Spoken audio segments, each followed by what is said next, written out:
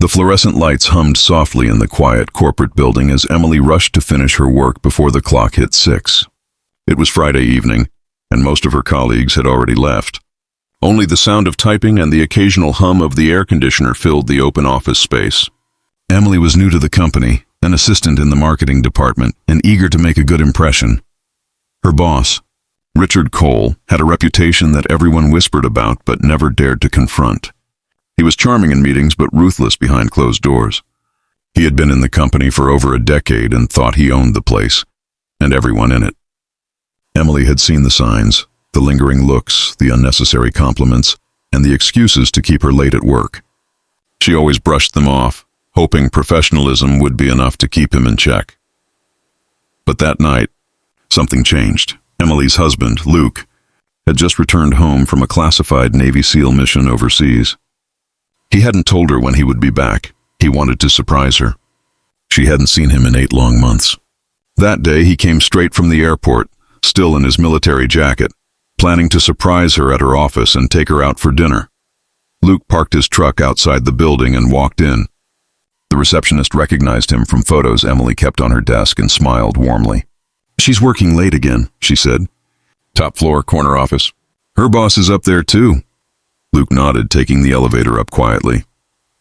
Upstairs, Emily was packing her bag when she heard Richard's footsteps behind her. "You've been doing great work lately, Emily," he said with a smile that didn't reach his eyes. "I think you deserve a little personal time with the boss." Emily stiffened.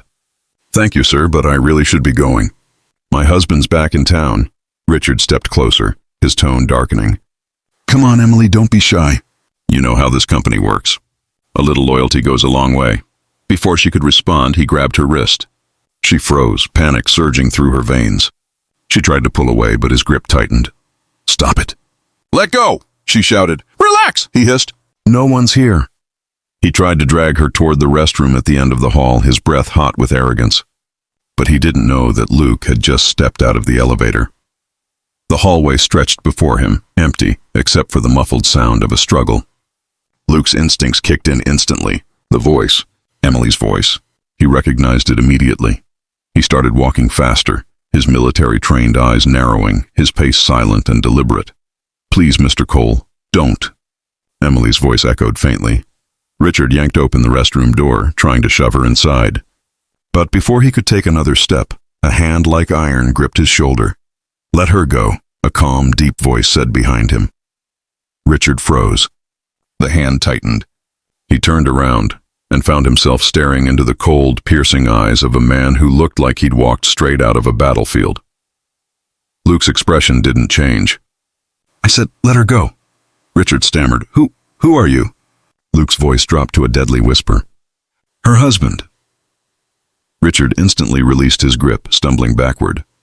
"Look, this is a misunderstanding." But Luke stepped closer, his entire presence radiating control and fury. "A misunderstanding? You laid your hands on my wife." Emily ran to Luke, her hands trembling. He pulled her close, his protective arm wrapping around her as he glared at Richard. "Do you know what I do for a living?" Luke asked coldly. "I've spent the last 8 months hunting men who think they can take whatever they want. You're lucky I'm not one of them right now." Richard tried to compose himself, forcing a laugh. "You don't scare me. This is a corporate building, not your war zone." Luke smirked faintly. "Then you'd better call security." Richard hesitated. His voice cracked slightly. No need for that." But Luke had already stepped closer, his voice dropping low enough that only Richard could hear. "If you ever so much as look at her again, I'll make sure every person in this building knows exactly what kind of predator you are. And trust me, the Navy has ways of making people like you disappear from more than just an office." Richard swallowed hard. His hands trembled. "You can't threaten me." "It's not a threat," Luke interrupted. "It's a promise." He guided Emily out of the restroom and toward the elevator. Her heart was still pounding, but she felt safe, completely safe, for the first time in months. As they reached the lobby, Luke took her hand gently. "You okay?" She nodded, tears filling her eyes. "I am now." He brushed her hair back and smiled softly. "You should have told me about him." "I didn't want to worry you while you were out there," she whispered. Luke shook his head. Worrying about you is better than finding out like this." They stepped into the cool night air, the streetlights glowing above them. For a moment it felt like the world was finally calm again. But upstairs in his office, Richard sat shaking in his chair. Sweat dripped from his forehead as he stared at his reflection in the window. He had just made an enemy he didn't want. The next morning, he arrived at the office to find a sealed envelope on his desk.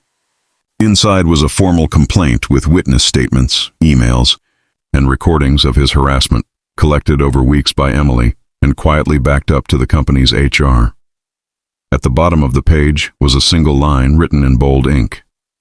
"You thought no one was watching. You were wrong." By noon, security escorted him out of the building. Word spread quickly. His career, reputation, and pride were gone in hours. Emily, meanwhile, submitted her resignation the same day. She didn't need that job anymore. She had something stronger, a husband who loved her fiercely, and a future free from fear. That weekend, Luke took her out to a quiet lakeside cabin, away from the noise of the city. As they watched the sunset, Emily leaned against his shoulder. "Do you ever miss it?" she asked. "The Navy?" He smiled faintly. "Sometimes, but after tonight I think I've had enough battles. From now on I just want peace. You, home." She smiled, closing her eyes. The trauma was fading, replaced by warmth and safety. And though she would never forget that night, she knew one thing for sure. Evil often hides behind polished suits and smooth words, but justice sometimes stands quietly right beside you, wearing a Navy uniform and a wedding ring.